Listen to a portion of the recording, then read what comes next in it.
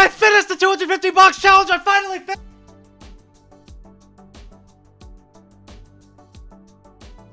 So, yeah, more or less that. It's been another month of a lot of constant work towards mostly just that one goal, and in a way, a lot of the results have been pretty much the same. Some winners, some losers. Thankfully, fewer of those as the month went on. Last month, I spent a lot of time talking about the struggle of the 250 box challenge, and specifically how it was hard to find the will to keep on going when it was a lot of work without a lot of clear progress. This time, I'm going to talk a little bit more about how I was able to turn that around and reach the end. So after the first month of the challenge, I knew how much work even a single page of boxes done correctly was. I was 105 boxes into the goal of 250, so only roughly 40% of the way done.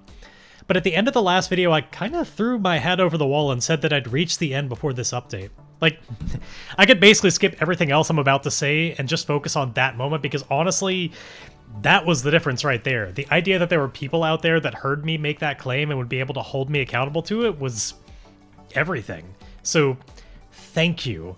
It's you that made this possible. I could basically hear my training montage music as I sat down to draw box 106.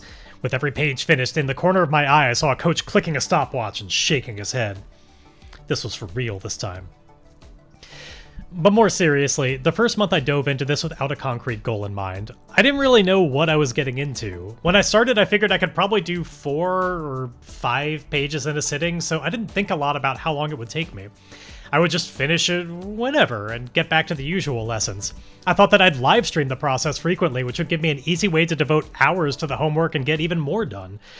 Basically, I was wrong about absolutely everything, and when reality hit, it hit hard. It took away a lot of my motivation when the contrast between expectation and reality presented itself.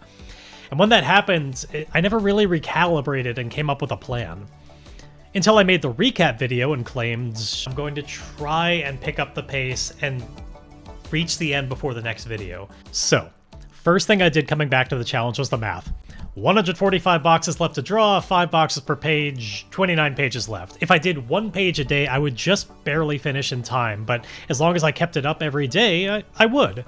And because I knew that I basically needed to never miss a day, I formed better habits. Drawing a page of boxes was just that thing that I did right after waking up. I would feed the cats and myself, put on some TV that I could half pay attention to, and break out the art supplies and produce a page. Finishing that page became the official start to my day. Nothing else was allowed to happen until then. It is so much easier to do a thing because you've already set aside a time to do a specific time where you do that thing than to just hope that sometime during your day you'll make a decision to be productive. It's just not going to work out nearly as often.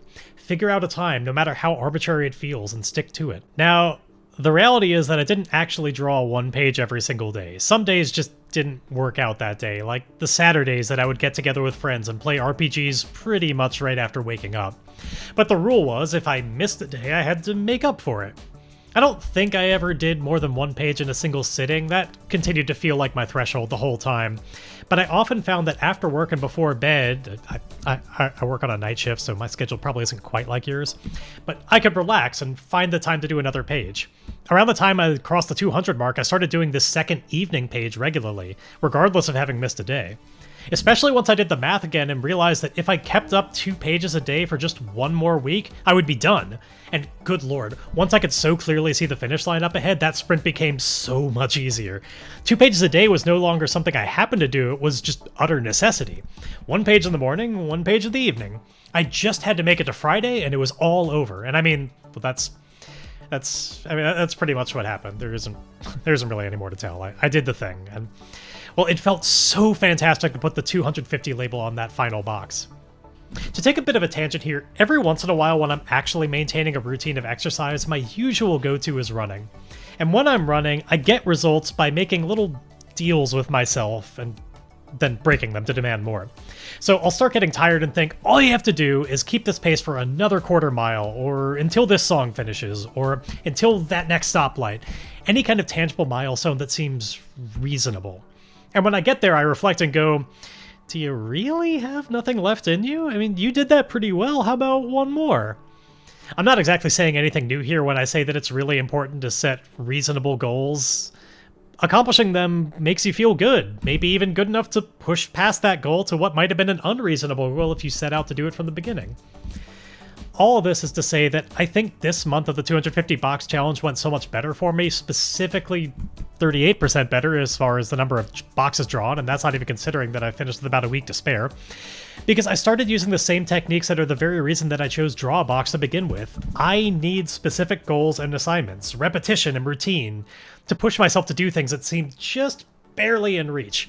If you're working your way through this challenge, or any of the other ones down the line, I think that's the number one thing I can say to keep in mind. However much you feel like you can handle at a time, be sure to make a routine of it. Schedule some completely arbitrary time of day where you just sit down and do your homework and get it done. Personally, I really recommend the get it out of the way strategy, if it being one of the first things you do before anything else. It's always worked for me, but obviously everyone's needs are different. But for me, the deal of you can't play video games or browse the internet until you do X has always been helpful. Like, right now, when past me was writing the script for present me to read right now to you in the future, I am using that exact method. No, you can't play Monster Train, not until you work on that script.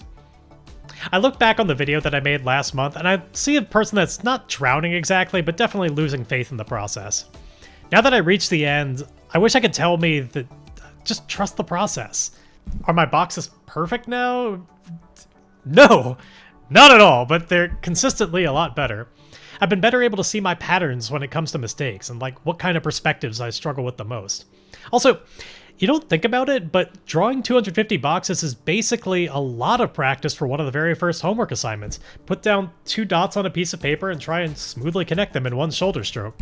There's 12 lines per box. That means by the end, you've practiced that smooth stroke 3,000 times.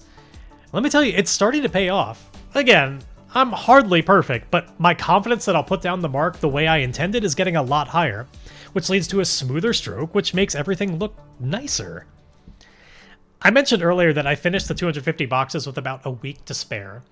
After I took a bit of a deserved break with some 50% rule drawing, I did something that felt really unfamiliar and still does at this point.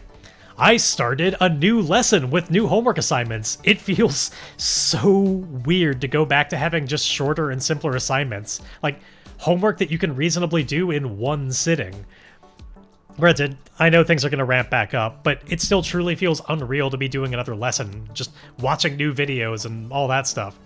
I've barely started, and that's mostly because right now I'm spending more of my free time planning and making this video. Incidentally, that's why each of these videos comes out with slightly more than a month in between. I try to give myself a full, honest month of drawing and then a little extra to write and make the video while the drawing takes a back seat. But the one assignment I've drawn so far is this one. All I have to say so far is it's another one of those ones that looks so simple when you see the example, but like it's a lot harder to execute. There's definitely a switch in my brain that I'm in the process of flipping to more naturally feel like when to cross the second line over the first. I finished my homework pages on it, but I'm not content with how mine look. I expect to be doing this assignment a lot in warm-ups moving forward. And moving forward is what I have on my mind a lot these days. I couldn't help but peek ahead at a lot of the Lesson 2 assignments and what's coming down the pipe this month. I'm super excited, especially making textures. I feel like I'm coming into that basically knowing nothing, and part of me is scared that I'm going to be some kind of like art imposter when I get to the texture pages and just have no idea what I'm doing. But then I tell myself to just trust the process. That was the lesson of this month, and it hasn't led me wrong so far. That's it for this video, though. As usual, I'd love to hear how your projects are going and what techniques you've used to get through the grindy bits, but otherwise, I'll see you in a month, and hopefully then you'll see something that looks at least a little bit better than this.